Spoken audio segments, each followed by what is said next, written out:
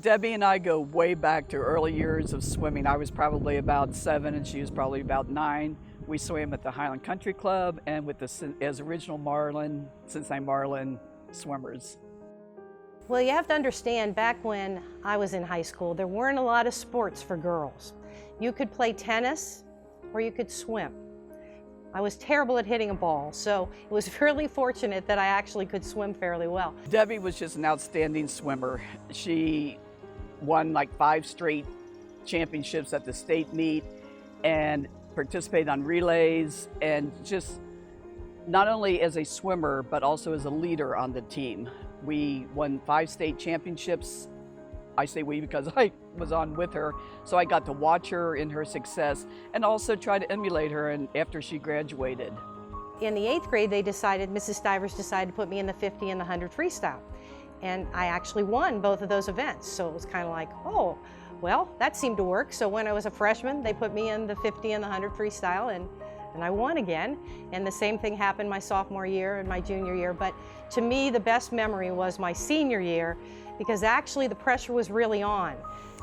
Probably the greatest memory goes back to childhood days when we were swimming with the Marlins, and we were on a lot of road trips together, and just being in the car talking and laughing, and not so much about the sport but just about life in general, singing to the music of the day and just being a good friendship.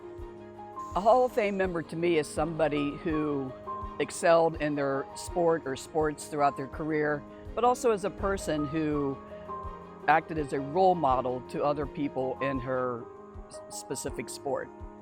Well, again, as I said, there weren't a lot of opportunities for girls to participate in sports in high school, and I'm a fairly competitive person, and so I kind of was of the mindset that whatever sport I was going to participate in, I was going to do the best I could do.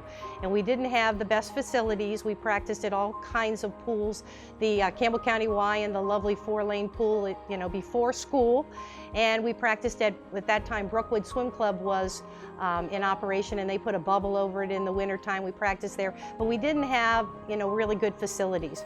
But the idea was that wherever you participated, wherever you practiced, you had to make the most of it, and I guess I was able to do that because it turned out okay in my high school career. I think community is real important to Debbie. Even though she's no longer teaching at Marymount, she still continues to take tickets at football games just to stay connected with the youth of today and to give back something to an area that she was so proud of being involved with. Well, it's very special, obviously, to be inducted into the Highlands Hall of Fame. But what makes it even more special to me is that my class, the class of 1968, is the class that nominated me. We had our 50th class reunion last September, and as a surprise, because I was completely shocked, they announced at the dinner that they were nominating me for the Hall of Fame. And so because of that, it's kind of like a double special thing. It's special to be inducted, but it's also very special because the people who inducted me were my fellow classmates, 1968.